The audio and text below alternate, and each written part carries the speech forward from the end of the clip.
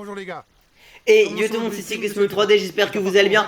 Moi ça va nickel, aujourd'hui on se retrouve pour une toute nouvelle vidéo pour la deuxième étape de ce Tour en Torella là, Red Bull Bora, deuxième étape entre Cesenatico et Bologna, 204 km vallonné. La traversée de la région d'Emilia-Romagna, donc l'Emilie-Romagne, emmènera dans un premier temps sans grande difficulté le peloton vers Imola. Là où Julien Philippe s'était imposé, on le rappelle, au championnat du monde, on en parlera juste après en 2020. Et il y aura le Cimal Gallicerna aussi à passer, sprint intermédiaire à Imola. La partie finale avec la côte du sanctuaire de San Luca, donc de la basilica di San Luca, 1 km 900 à 10,6% de Pontmain. Arrivée traditionnelle du Tour des Émilie, Giro d'Emilia, une course de préparation au Giro di Lombardia, oui, Tour de Lombardie, est une invitation au puncher. Elle sera franchie à 2 reprises avec des points bonus, 8, 5 et 3 secondes ou 2, je sais plus. À prendre à chaque fois. Cesenatico évidemment. On va faire notre petit point historique. Alors si vous ne l'avez pas vu hier, victoire de Van Der Poel dans ce jeu, et avec Roglic on fait 9. Sauf qu'on a un petit problème, c'est que notre ami Primoz, il est malade. Mais avant cela, Cesenatico, qui est une commune connue parce que la personnalité locale ici, alors la fête patronale c'est le 25 juillet. Il faut savoir qu'en Italie souvent les fêtes, fêtes de la ville, c'est une journée fériée.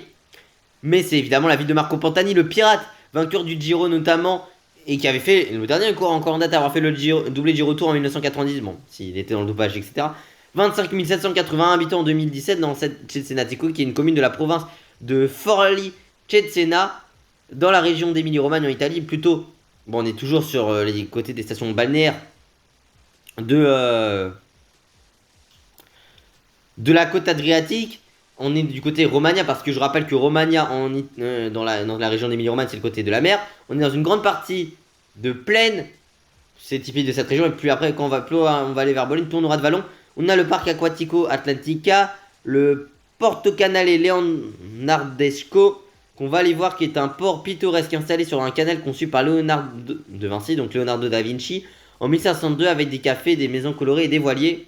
Très bien, très bien. Le Centro Cesenatico aussi qui est là. Le Spazio Pantani évidemment.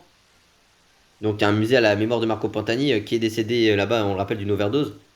Attendez, Pantani, il me semble que Pantani, il est décédé à Cesenatico. Non, Rimini, pardon, là on était la veille et il est né à Cesena. Donc voilà, il est un coureur, un cycliste italien, tout ça. Et l'un des réputé avec son nom de pirate comme l'un des meilleurs grimpeurs du monde, mort en 2003 d'une overdose comme j'ai dit. Et on rappelle aussi que c'était quand même quelqu'un qui s'était imposé au moment tout face à Armstrong aussi en l'an 2000 tout simplement. On est parti pour cette étape, ça va être très bien. Donc le Giro d'Emilia, c'est une course semi-classique italienne de préparation au Tour de Lombardie, qui est le 5e et dernier monument de la saison, la classique des feuilles mortes en Italie, même si aussi c'est Paris Tour en France. Pogacar, Van Aert et Evenepoel dans les favoris de cette épreuve. Étape vallonnée, on est dans une ville qu'on connaît très très bien. Pour ma part, Bologne, on va parler de la gastronomie parce que Bologne, c'est les pastes al ragout. Les pastes al ragout, c'est les pâtes bolognaises en français. Évidemment, c'est connu pour ses tours, notamment. Mais voilà, c'est une ville très connue, évidemment, avec son... Bon, il y a un marathon aussi qui a lieu là-bas. La basilica di San Luca, on l'a évidemment ramené en souvenir là-bas. Les lasagnes sont de Bologne. Bref, on a beaucoup de choses à se raconter sur cette course. En plus, ça rappellera des souvenirs à Julien Lafilippe, cette épreuve. Et on va envoyer Sobrero à l'avant, qui est en bonne forme. Si tout le monde est en forme classique, sauf Van Poppel qui est en mauvaise forme, mais on connaît pas la forme de Primoz Roglic. J'avais des amis du coup qui étaient à Cesenatico dans un camping il y a pas longtemps. On travaille, on est là, là un Italien ici, juste au bord de mer Adriatique, tiré de Adriatico, on le rappelle, qui a lieu en même temps que Paris, qui est une course par étape World Tour. Une semaine organisée aussi par RCS comme le Giro ou le Lombardia, et qui a lieu du coup en même temps que Paris souvent. Et ils nous ont vraiment assisté avec le maillot à poil, le vélo.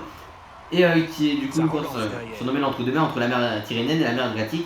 La mer Tyrrhénienne qui est de l'autre côté d'Italie, hein, du côté par exemple de la Toscane, de Rome, hein, enfin quand j'ai Rome en tout cas de la Regione et de la Lazio. Stéphane Williams, le vainqueur de la Flèche Wallonne, nous a suivi avec Steph Kras pour Total qui a eu une énorme chute, on le rappelle. Je les ai dans la chute hein, avec Pogacar, non, mais avec Vingegaard, avec Remco, avec Roglic, Beloki notamment, Jevine sur le dernier. Tour du Pays Basque. Bon, on part, hein. On sait que aujourd'hui on va se faire un petit kiff. Hein. On va partir un peu à l'avant, on est en maillot à poids. On essaye de défendre le maillot, on n'ira pas à l'avant demain. Demain, de toute façon, comme je vous dis, hein, comme presque tous les jours, on envoie un mec à l'avant. Parce que ça nous permet de mieux passer ce tour en temps réel. On voit ces plages, on arrive dans la campagne italienne ici, devant en avance. On est quand même dans un gros groupe. Alors dans ce groupe, on a deux Astana avec Morkov et Fedorov, le champion du monde du 23 de Wollongong en Australie. On a Stefan Williams, on l'a précisé, Vauquelin pour Arkea, vainqueur du chrono notamment, enfin deuxième des championnats de France du chrono, mais vainqueur du chrono cette année de l'étoile de Bessèges où il perd le second général pour une seconde face à Pedersen. Armando qui est là pour l'autodestinée, Vauquelin également c'est top 10 cette année sur Tirreno et sur le tour du Pays Basque, pardon, oui. Et il avait également aussi, mine de rien, terminé. Alors il a été moins bon effectivement sur le Tour de Suisse, mais il avait quand même fini deuxième de la Flèche Wallonne. Il y a Dan Maclay qui est là aussi pour son équipe. Guillaume Boivin qui est présent. Carlos Verona. Et puis Sefras, on l'avait dit du coup, qui est fini au port du top 10, il me semble, sur la Vuelta l'an dernier, et qui est quand même un très bon grimpeur pour cette formation, le Belge. Allez, on va pas se quitter jusqu'au classement de la montagne parce qu'on va même discuter. On va parler d'Imola. Donc oui, Imola c'est réputé, c'est avec son circuit Enzo et Dino Ferrari où a lieu le Grand Prix de Formule 1. Malheureusement, tristement célèbre parce que c'est là où Ayrton Senna a trouvé la mort le 1er mai 1994. Oui, c'était le 1er mai 1994 pour Ayrton Senna. Évidemment aussi, il y a eu 2 ou 3 morts sur le circuit à ce moment-là. Non, 2 je crois. Mais un autre accident grave, là où du coup on est Emilie-Romagne. Également il y a la MotoGP qui vient. C'était il me semble là où Fabio Quartararo était sacré champion du monde si j'ai pas de conneries en 2021. Mais voilà, c'est un... On a Faenza ici, c'est également un circuit donc, pour la moto, pour la F1. Enzo et Dino Ferrari qui sont les fondateurs de Ferrari. On rappelle l'histoire de Ferrari. C'était une demande à un enfant de dessiner une voiture de course et il la dessinera en rouge. J'ai fait les musées, le musée Ferrari de Modène, là où est le bastion même de Ferrari, qui est même pas à Modène d'ailleurs, enfin si j'ai fait le musée Enzo Ferrari de Modène. Mais c'est, attendez j'ai oublié, Maranello, voilà, là où notamment il y a également les tests de F1 pour Ferrari.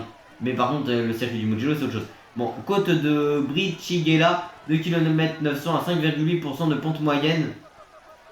Avec Sobrero, on a l'objectif, hein, on n'est pas du tout celui qui a la meilleure accélération. Écoutez, on a distancé nos adversaires. On va essayer de faire un plus grand trou. En lançant du coup un sprint ici. Pour prendre les 2 points. Ouais, derrière ça va lancer, hein. Derrière ça va lancer en plus. On a 16 secondes, Maclay est lâché. Et on va basculer en tête de cette difficulté. Sans trop de difficultés. Voilà, ça nous fait 2 points supplémentaires. On a 29 points dans ce classement. Et là, ça va rappeler des souvenirs à Julien Lafilippe. Là, on va... Allez, on va prendre le bleu maintenant. Tac, 2 secondes. On va juste faire ça. Alors évidemment, championnat du monde qui de base devait avoir lieu, si vous en souvenez bien, à Aigle en 2020. Ils étaient restés le 27 septembre, hein, malgré la crise sanitaire. Mais on avait trouvé une solution en Italie, où s'est imposé Julien Lafilippe du coup une semaine après le Tour de France. Et on a eu des difficultés, la Team Gallisterna notamment, qu'on va affronter. Et c'était la Gallisterna et je sais plus c'était quand le difficulté. Son premier titre de champion du monde, c'était en 2020. Ah j'ai un trou de mémoire, mais oui il y avait les Gallisterna, bah, c'est celle qu'on va voir. Voilà, on va s'en rapprocher. Difficulté où Julien Lafilippe avait attaqué notamment à 17 km, enfin... En plus dans le jeu, hier ça nous mettait des buts de kilométrage, donc c'est voilà. Chima Gallisterna, 1 km 400 à 10,8% pour moyenne, c'est une difficulté historique pour le cyclisme français parce que 23 ans après Laurent Brochard, Alphilippe c'est imposé ici. Brochard il est un peu là. Mais en tout cas très très belle victoire.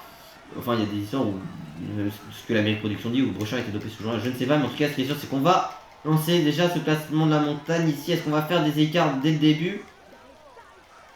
Mais bon c'était quand même un petit mondial de Laurent Brochard qui ne lui a pas été retiré. Et du coup 23 ans après Julien Lafilippe est devenu champion du monde. Et d'ailleurs ce qui est assez drôle c'est que les 2 dernières fois on a eu un français champion du monde, enfin les 3 dernières fois c'était également les 3 dernières années où il y a eu des français vainqueurs de Grand Prix de Formule 1. Oh putain on va se faire avoir sur le sommet face à Vauquelin notamment Et Williams ici peut-être. Non, on va faire quatrième. On a totalement mal géré notre effort ici. Continuez comme ça. Voilà le classement du dernier grimpeur. Mais voilà.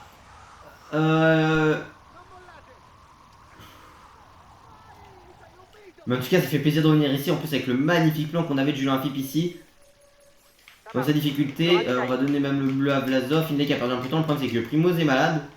Donc ça nous embête un petit peu. Ça contrarie forcément nos plans. Le sprint Les mêmes et Castrovie relâchés. à la sortie d'Imola, ville connue. Et du coup, c'est le championnat du monde qui avait eu lieu à Imola, si on s'en souvient bien. Et Julien Philippe s'était imposé devant Van Aert et Marc Hirschi. Ferrari. Les coureurs y feront d'ailleurs une incursion sur quelques kilomètres. Et moi, à chaque fois, j'ai compris à cette époque que dès que je disais qu'un gars gagne, il perdait. Donc c'est pour ça que on prend le sens inverse hein, sur l'autodromo Enzo Dino Ferrari. Et du coup, c'est pour ça que j'avais pensé, j'ai dit que Van Aert allait gagner, comme ça permettait à Jean de gagner. Enfin, vous savez, mes superstitions un peu bizarres que je fais tous les ans pour que les Français fassent des meilleurs résultats que l'année avant sur le tour.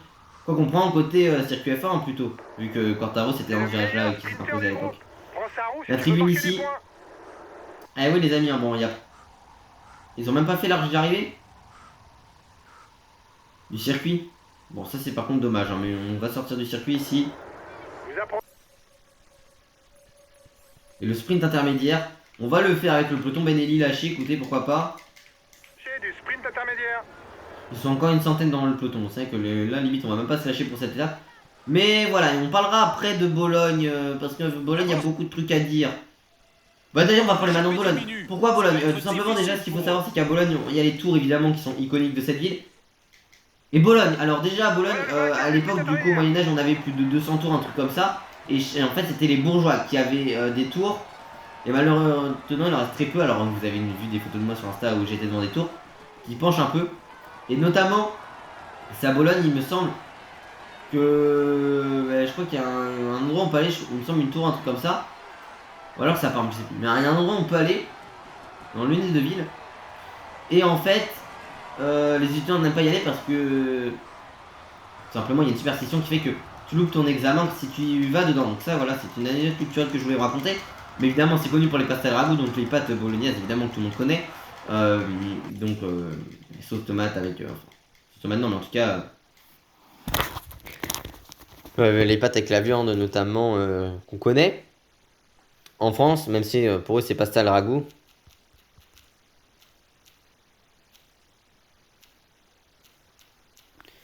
Al ragout évidemment.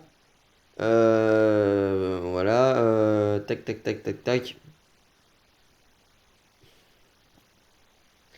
Donc on connaît très très bien ici.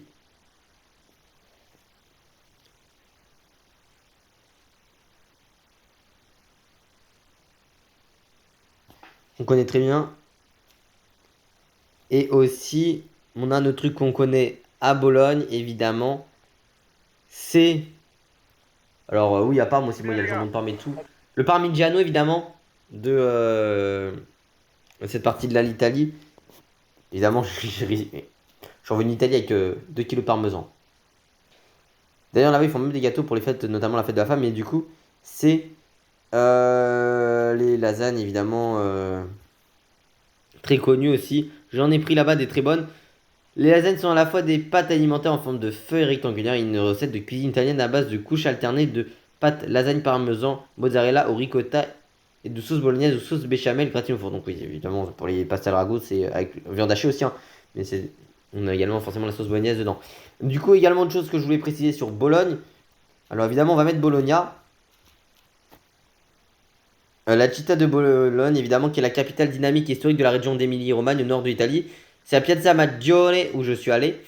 Est une vaste place, notamment avec l'église et donc la chiesa et l'hôtel de ville. Je suis allé dans l'hôtel de ville et figurez-vous aussi dedans qu'il y a un truc très intéressant. C'est qu'on a un papier sur l'unification italienne où ça parle de Napoléon III. Donc avec le rey Victor Emmanuel, rey d'Italie à l'époque. Et donc notamment Vedi comme signe. Voilà une vaste place bordée de colonnades voûtées de cafés et de structures médiévales et renaissance telles que l'hôtel de ville, la fontaine des Neptunes et la basilique San Petronio. Donc c'est la fameuse église que je vous parlais. Sachant également que la fontaine Neptune, on voit le sceptre. Et le sceptre qui est dessus, ça a inspiré la marque tout simplement. J'oublie son nom, bah oui, la Maserati. Et également, on a Lamborghini qui est de cette région-là aussi. On va parler de Lamborghini juste après. Nombreuses tours médiévales de la ville comprennent la tour Panché Asinelli et la tour Gari Zenda. Très très belle ville. Moi, j'ai vraiment, c'est un petit coup de cœur Bologne, honnêtement, pour vous. Vraiment que j'ai kiffé cette ville-là. « 388 367 habitants. Et si on peut même également... Ah bah tiens, très bien. Le Bologne FC, on en parlera tout à l'heure. On va garder le Bologna FC juste après parce qu'en plus, c'est vraiment très bien. C'est un ancien entraîneur évidemment, Thiago Motta, mais on en reparlera vu qu'il est à Juve maintenant. Juste après, je voulais parler d'une certaine marque de voitures italienne. Lamborghini évidemment. Est un constructeur automobile fondé en 1963 par l'industriel Ferruccio Lamborghini, est installé à Sant'Agata Bolognese in Italia. Et je suis allé au musée Lamborghini, alors c'est un musée vraiment bien. Alors évidemment, la fameuse phrase qui était de son créateur, que c'était: j'ai voulu créer une voiture parfaite. Évidemment, marque de luxe et de voitures de sport iconique et très réputée. Je suis allé au musée là-bas, alors on est sur 2 étages avec une collection de voitures. Dans les 2 musées Ferrari, alors le deuxième, Enzo Ferrari, alors ça explique un peu l'histoire d'Enzo. On a quelques détails, et notamment pas mal de voitures forcément Ferrari. La deuxième partie, je suis allé au simulateur. Bon, j'ai fait, comment ça s'appelle, le côté, c'est pas Maranello, c'est Mugello. Bon, évidemment, vous doutez bien que j'ai fait un tout droit premier virage. Mais j'ai quand même fait des temps pas si dégueulasses que ça. Et c'est assez intéressant, même si c'est beaucoup plus de voitures, on voit les moteurs, tout ça. C'est également le cas dans le sud Maranello, mais un peu plus avec des textes historiques. Et aussi, on a plusieurs assortiments de couleurs qu'on peut mettre sur les Ferrari aussi là-bas. J'ai derrière une photo avec mon Quest aussi dans une Ferrari là-bas. Mais voilà. Et évidemment, on connaît aussi, et du coup, pour ce qui concerne Lamborghini, bah, c'est 2 étages, mais à moins d'explications historiques, même si on a vu un fameux vélo Lamborghini là-bas. Mais j'ai pas mal aimé aussi Lamborghini. Et là, on est dans la côte de Botteghino, 1 km en 5,8% de pente moyenne. Et aussi, évidemment, là-bas, ils mettent beaucoup de vinaigre balsamique. Hein. Il vous reste 2 km avant d'arriver au grimpeur. Du côté de Gese, dans la provincia di Modena. Ah, il y a les gnocco freddo aussi, c'est on met sur du gnocco en fait. Je sais pas comment expliquer, c'est à peu près un sorte de pas de pain, mais voilà. Où on met par exemple de la charcuterie, notamment très bonne la charcuterie là-bas. Allez, on va lancer le grimpeur, je pense pas qu'ils sont non plus énormément. La barre rouge est assez petite, c'est vrai, pour notre cas on est quand même fatigué. Ça fait quand même 2 échappées de suite et on va se faire avoir, je pense, sur le sommet ici. Parce qu'on a fait un peu un tout droit, allez. Face à Vauquelin, non, on va totalement se faire avoir, c'est Kevin qui passe en tête. On va prendre le bleu ici. Et on va essayer de se retrouver pour la deuxième difficulté. Et après on va faire une petite pause hein, quand même. Au moins c'est un peu cette difficulté là. Vlasov et Hidley quand même, j'avoue que Vlasov et Hidley ils sont quand même bien limités niveau bleu. En côte de Monte Calvo, 2 km 500 à 8,1% de moyenne. On n'est plus que ça, on n'est plus que Vauquelin, Williams, Kras, nous du coup et Van Dyck et VDP a attaqué. Mais what the fuck, qu'est-ce qui se passe? VDP qui était devant les autres. Allez, on va essayer de mettre un tempo dans cette difficulté, c'est de les mettre dans le dur, en tout cas ils seront danseuses. Ils dépensent du rouge avant le sommet. On est dans des pourcentages à 13%. Le sommet un peu plus en faux plat montant, c'est important. Dans le jeu, c'est qu'on a plus de 15%, que les pourcentages sont mis en noir. Alors d'habitude, c'est plus de 9%. Allez, c'est un peu plus de 5. Hein. Non, plus de, entre 6 et 9, hein, que c'est en rouge, il me semble. Et en dessous de 3 ou un truc comme ça, que c'est en vert. Et quand c'est plat, bah c'est en gris blanc, quoi. Allez, on va attendre peut-être le virage pour lancer. Non, vous savez qu'on va lancer maintenant, mais pas en donnant à fond notre effort. On a pris seulement 2 points aujourd'hui, ce qui est un peu décevant quand même. Même si on ne jouera pas le meilleur point, si on va essayer de le garder, de le défendre le plus longtemps possible, on va prendre ces 2 points là. On va passer avec 31 points aujourd'hui en ce qui concerne Matteo Sobrero. Parfait. Et on a Vlasov derrière qu'on va essayer de l'utiliser pour prendre les points au sommet de Bologne. Très bien, très bien. On va se retrouver tout de suite dans le final. Enfin, pas dans le final, mais tout de suite quoi. Et la vidéo est beaucoup plus courte qu'hier. Allez, on se retrouve, figurez-vous. Notre sprinter n'est pas bien. Ah pardon, du coup j'ai eu un petit bug. Oui, je disais, parce qu'en fait j'avais pas coupé, mais je disais, on se retrouve, figurez-vous, ici, parce qu'on aura une petite boucle à faire sur la ligne d'arrivée. À Bologne, on va récupérer Williams, il restera avant nous notamment. On a l'heure qui est lâchée pour notre équipe, mais bon là, on va juste lui dire d'attendre Van Poppel. Mais on est plutôt bien ici, on va demander aux alentours de Primoz, enfin aux côtés de Primoz, de venir en ce qui concerne Jungels et du côté de Hindley pour Nico Dens, même s'ils vont pas tenir très longtemps. J'ai donné le bleu à Hindley et à Vlasov et je suis passé sur Primoz. On était malade avec Primoz, c'est ça le problème. Ouais, donc Bologne évidemment très belle ville qui a un petit coup de cœur pour moi et qui est très réussi. Je l'avoue, dans le jeu, on ne dit pas toujours, mais ville ultra bien réussi dans le jeu. Ok, je vais le protéger. Alors le jeu est toujours graphiquement moche, hein, mais c'est quand même vraiment stylé. Avec l'architecture typique, notamment sur la couleur des bâtiments. Je suis allé en connaissance, du coup, comme je vous dis, la basilique di San Luca, qui est vraiment très difficile. C'est plus de 10% donc même c'est une très belle église et aussi ici. C'est vrai que les couleurs de la ville, ça fait un peu drapeau de l'Angleterre. Mais voilà. On va arriver au pied de la difficulté, enfin de la difficulté. Et ce sera pas tout de suite, ce sera dans le prochain passage qu'on aura des secondes bonifications à chercher. Mais ça me permet de faire ma petite transition parce qu'on va parler du Bologna FC. Le Bologna FC, qui est un club de foot du coup créé en 1909, et je l'ai ici, abrogé en Bologna FC, Bologna Football Club du coup. Couramment appelé Bologne FC en français, est un club de football italien fondé en 1909 sous le nom de Bologna Football Club. Donc je rappelle que football en italien c'est calcio. Donc en Emilia Romagna, donc côté Emilia toujours. Le club a remporté 7 fois le championnat d'Italie et 2 coupes d'Italie. Et son stade c'est Stade Renato Dall'Ara Centro Tecnico. Il y a une sorte, comment on peut appeler ça, de basilique à l'entrée. Mais surtout, le club cette année, mine de rien, a quand même fait très fort vu qu'ils ont réussi, et comme on le voit sur le classement, à finir 5ème de Serie A, à 3 points de la 3ème place, donc de la Juve. Mais surtout qui est en Ligue des Champions, avec la nouvelle réforme de la Ligue des Champions. Ils sont en LDC, vu qu'on a 5 clubs en phase de groupe, 2 en Ligue Europa et aucun en... Oui, et relégation. Bon, ça du coup c'est Frosinone, Sassuolo qui est également en Emilie-Romagne et Salernitana. C'est vrai que c'était très drôle, c'est quand j'avais un prof d'histoire remplaçant début d'année, et il m'a demandé à mon correspondant, oui, s'il y avait des clubs de foot proches là-bas. On a dit Bologne, mais j'avais oublié Sassuolo. Bologne, c'était peut-être pas le club le plus réputé, mais Bologne, ils sont en Ligue des Champions à la fin de l'année. Et en plus, c'est le club qui avait été coaché par Thiago Motta, l'ancien milieu du PSG, qui aujourd'hui est entraîneur de la Juve. Et justement, là voici cette entrée de Bologne, enfin, sorte un peu d'église et tout, si on peut appeler ça. Enfin, c'est pas église, mais vous avez capté. Très belle entrée, le stade est vraiment comme ça, il y a rien, parce que j'y suis, je suis passé devant, et bah, notamment il y a même une photo de moi qui doit traîner devant cette entrée-là, parce qu'il y a un parking ici normalement. Un peu plus de plein on va dire avant de rentrer, et vraiment tout comme la paroisse, enfin il y a d'autres parkings sur le côté. Et la côte de la basilique di San Luca, et on va attaquer avec Alexander Vlasov ici. Côte de San Luca, 1 km 900 à 10% tout simplement de pente moyenne dans 10,8 je crois. Une côte très difficile, hein, on va pas se le cacher. Surtout quand déjà ça monte à plus de 10% tout le long. On peut penser que là on est en page sans face, non, c'est qu'on passe juste de 10 à 7%, ne vous inquiétez pas, on est après des pourcentages en noir, c'est vraiment ultra difficile. Et Kras qui essaie de s'accrocher avec Sobrero notamment et avec... Classement grimpeur dans 2 km pour l'échapper. Alors que Nico Dens, c'est terminé pour lui. Avec Sobrero notamment et du coup Kras. Et Vauquelin, on va demander à Sobrero de nous protéger s'il veut prendre les points, ce serait bien. Il est lâché, yes. Ouais, on est dans des pourcentages à 16%. Mas avait battu Pogacar en 2022 là-bas, et on se souvient de la victoire de Demarquis en 2018. J'avais vu cette course. Et Visconti en 2017 aussi, si je dis pas de conneries. En équipé de Nibali. Il y a eu Catado qui était de retour, alors que Catado, on se souvient qu'il avait fait un scafouille sur le tour. En blessure. Pourquoi ça a marqué? Parce qu'on m'a dit que scafouille c'était 6 mois, et pas du tout. Là il était revenu 4 mois après. Allez, on va lancer les points pour le grimpeur avec... Alors oui, alors c'est bien aussi si... Allez, récupérer. Allez, si Sobrero peut aller au moins chercher 2-3 points ici sur le sommet. C'est terminé pour Jungels, il va perdre du temps en général malheureusement pour lui. Écoutez, donc ça nous fait 2 points supplémentaires.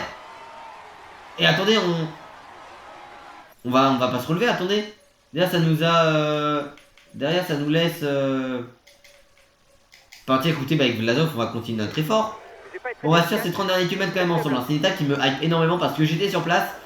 J'ai kiffé Bologne et du coup on va essayer de... Est-ce que c'est Lenny Martinez? Oui bah c'est Lenny Martinez de toute façon qui est lâché derrière. Qui est là, la nouvelle pépite du cyclisme français, même s'il était en fin de cycle et tout sur le... avec une prépa Vuelta et objectif Vuelta. On l'a mis ici, un peu comme Pinot 2012 au final, mais surtout j'avoue que bon il est un peu en boutique même s'il fait quand même 5ème sur le chrono. Attaque de Pogacar. Et bah écoute, attaque de Tadej Pogacar, tout se décante ici, on va prendre Primoz, même si Primoz est malade. Écoute, on va utiliser Alexander Vlasov en ce qui nous concerne. Sobrero, relève-toi, va le plus long possible parce qu'en fait il faut qu'il récupère tout simplement pour les prochaines étapes. Regarde juste quelle heure il est. Oh. Il est très tard, mais ne vous inquiétez pas, c'est pas grave. On va juste essayer quand même de terminer un minimum cette étape.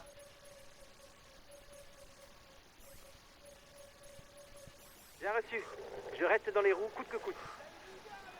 D'accord. Oh putain, avec Primoz, on a loupé le virage ici. Cette portion-là est assez... Enfin, putain, mais la vague qu'il nous a fait Romain Grégoire, elle est... ça descend, mais pas non plus si difficilement. Enfin, si...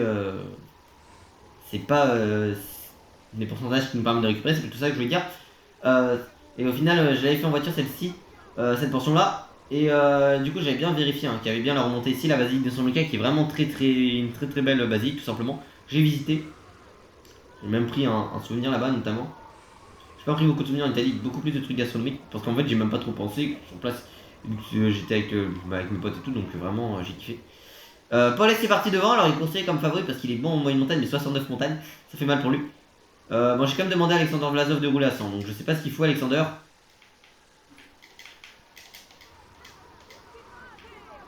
Peut-être, je sais pas, non, allez.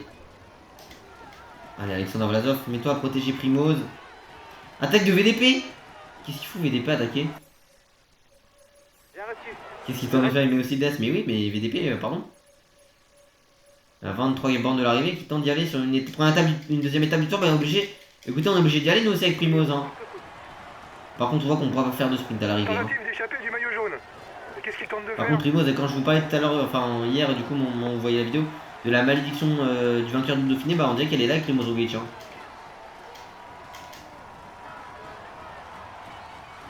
Parce qu'au final.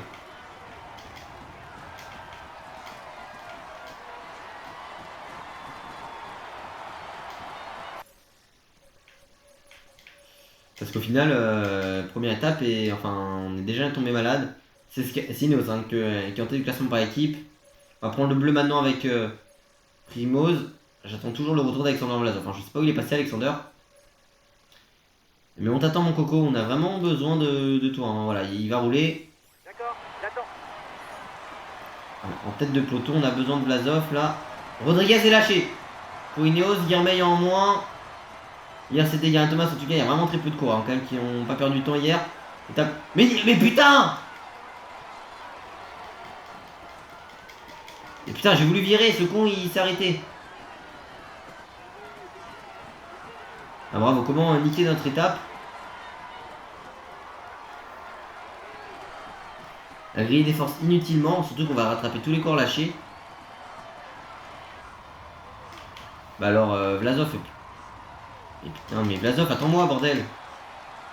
Putain, on est vraiment 20 secondes là.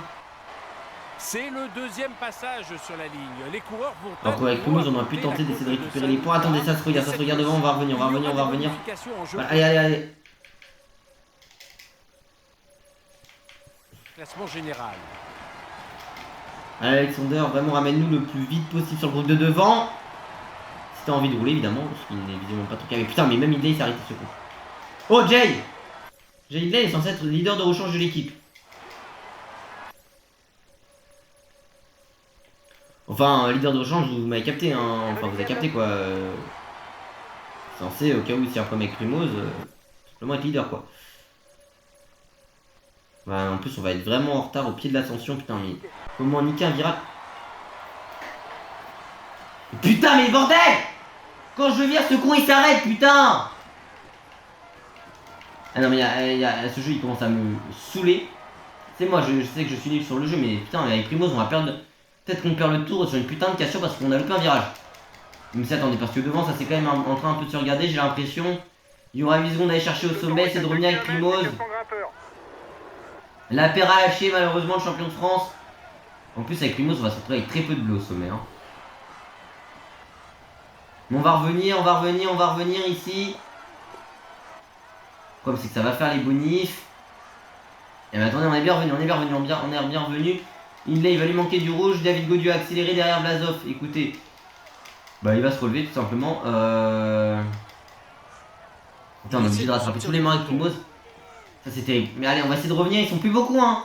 Dans le peloton, ils sont à peine 10. Ça marche. Comme c'est qu'avec Primoz, on n'en fait même pas partie. Je rate. Ça y est, on est de retour. Oh putain, la barre bleue, comme elle est toute petite avec Primoz. Oh.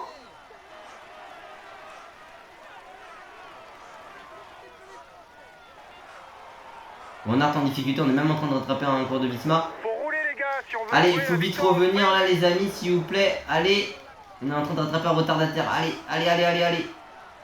Van Aert a pris des secondes. On ne sait pas qui aura pris les 3 dernières secondes. C'est un homme seul qui passe Le au sommet problème de de la là, côte c'est de qu'avec Primoz, on est San Luca. quasiment cramé déjà. Pour Donc l'instant, dès c'est lui le maillot le jaune premier week-end, ça a fini très très mal. Le problème, c'est qu'on est diminué malade. On signale une contre-attaque à l'avant du peloton. Ça, évidemment, vous en doutez, c'est pas très sympa. Ça peut arriver à tout le monde. On a mieux fait de pas mettre une durée normale, enfin une durée de maladie. Voilà, mais ça va revenir. Je pense que ça va revenir dans quelques instants. Ça va être le cas. De toute façon, on est de retour juste aux côtés du groupe Pogacar. Il va venir nous protéger. Hein. Alors c'est qu'avec Primoz, et moi, enfin surtout à cause de moi, on se met tout seul en difficulté sur ce tour. À l'OP du virage. Non mais ça vous savez, hein, c'est moi sur le jeu. VDP commence déjà un peu à avoir trop de rouge. Hein, Ok, je viens de protéger. Après le problème c'est qu'on est même pas 10 encore à jouer le général parce qu'en soit Van Aert il ne joue pas le général, Paulès non plus et VDP. Et bon là on est vraiment en difficulté, Izagir on sait pas comment il a et David est devant avec Tadej. Enfin pas avec Tadej, avec Van Aert pardon. Comme c'est que cette descente elle ne permet vraiment pas de récupérer, on va perdre la minute avec Primoz voire même plus ce soir. Putain, mais quand je vous dis que je suis nul sur ce jeu c'est un truc de ouf hein. Allez, essayez de revenir. Inlay, visiblement, il veut pas trop nous aider non plus. Il est en mode protection, mais bon, elle est pas très efficace sa protection au final. Putain, VDP, il a réussi à venir. Bon, comment perdre une minute sur le. Et perdre le Tour de France potentiellement à cause de 2 virages doublés, appelez-moi. J'ai relayé fort. Mais genre littéralement, vraiment appelez-moi. On savait que j'étais catastrophique sur le jeu, mais à ce point-là, quand même, perdre peut-être le tour dès la deuxième étape à cause de virage. Même si Primoz, dirait, il est quand même très bon dessus. De toute façon, on fera les chronos, je pense, avec Sobrero. Et d'ailleurs, Sobrero, il comptait comme rouleur or et Primoz comme rouleur argent. Alors que Primoz a des meilleures têtes que lui. Ah, Pitcock a craqué devant. C'est peut-être notre seule chance de récupérer des mecs un peu cramés là, enfin qui ont explosé comme Pitcock, même sinon on a la minute. Hein, donc bon. Allez, 5 km. On les aperçoit devant, ils sont pas très loin non plus. Hein. Et VDP il aurait été monstrueux par contre. Hein. Évidemment, je vous doutais, j'ai pas relancé, j'aurais pu faire comme d'habitude de relancer pour les 20 derniers kilomètres, mais bon, vu qu'on est en tour en temps réel. Autant s'accrocher jusqu'au bout. Ici avec Primoz. On va perdre beaucoup de temps et l'addition sera salée ce soir pour le Slovène. Très très salé parce qu'il y aura plus d'1 minute de perdu sur ses principaux concurrents. On est malade. On pensait passer une étape avec les favoris tranquilles, mais au final pas du tout. On va totalement perdre pied sur ce premier week-end italien, enfin italien Nos Saint-Marin comme vous avez capté, mais vraiment on a vécu un début d'épreuve très compliqué. On va rattraper le groupe Pitcock, hein, mine de rien. Hein. Avec Izagirre, avec Paulès, donc on n'est pas, voilà, on va quand même être dans les 10 premiers. Peut-être, mais vraiment, on se sera totalement foiré hein, aujourd'hui. La flamme rouge elle est là pour nous, le problème c'est que ça va même s'attaquer. Alors que les mecs ils sont censés plus avoir de. Enfin ils sont censés être cramés, bon.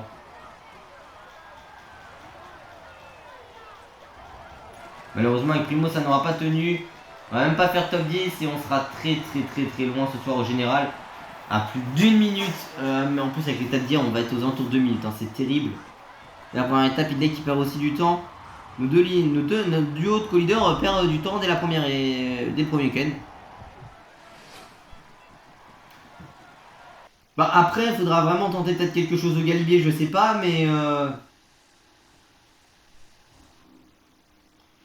voilà, c'est sympa. Bon, peut-être que Vlasov, ils laisseront partir au Galibier, je sais pas, parce qu'en soi, il a quand même du retard.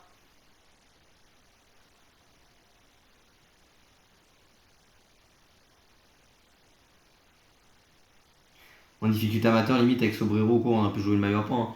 J'ai quand même gagné sur le Pro Type 2015 en difficulté amateur un maillot à poids avec Visconti qui avait 70 montagnes. Victoire de Van Der Poel, le jaune pour Van Der Poel, le vert pour Van Der Poel, le maillot blanc pour rouge pour Sobrero et le blanc pour Remco Evenepoel. pour conclure ce premier week-end italien. Mais demain il y a encore une étape en Italie. Étape, je crois, peut-être la plus longue de ce tour. 230 km, oui, c'est l'étape la plus longue. Mathieu Napoli, le néerlandais pardon, la piscine de Koenig en 86 minutes et 38 secondes s'impose avec 10 secondes de modification pour lui. Et c'est Bardet qui a pris 2 secondes, hein. C'est bien 2 secondes.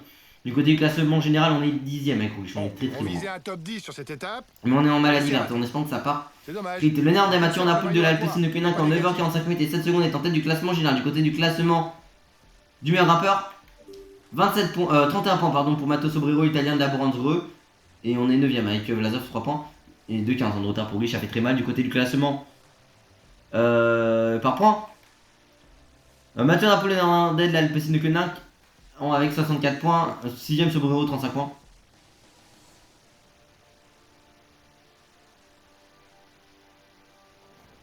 Et puis du côté du classement des jeunes, c'est Remco Evenepoel, le belge de la Soudal Quickstep en 9h45 minutes et 50 secondes. Nous on n'a même personne dans ce classement.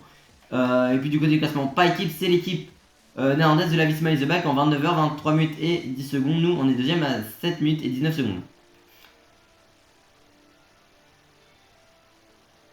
Et puis du côté du classement de la compétitivité, 325 km pour Matteo Sobrero, l'italien de la Brandsreux, tout simplement notre équipe, enfin Red Bull Bora, vous avez capté. Avec 325 km comme j'ai dit l'italien. Allez, en tout cas quand même j'espère que cette vidéo vous aura plu. Si c'est le cas, n'oubliez pas de vous abonner, d'activer la cloche de notification, liker, partager, commenter, de venir me rejoindre sur Insta et sur TikTok, c'est Cyclisme 3D. Sur ce, on va se retrouver demain pour la suite de ce tour en temps réel. Il y aura des débriefs, j'espère. C'était Cyclisme 3D. Pour tout bien, à la prochaine. Ciao, ciao. N'oubliez pas de vous abonner, activer la cloche de notification, liker, partager et de commenter. Parce que je rappelle qu'il y a quand même presque 97% des gens qui regardent les vidéos qui ne sont pas abonnés. Bref, c'était Cyclisme 3D. Pour tout bien, à la prochaine. Ciao, ciao.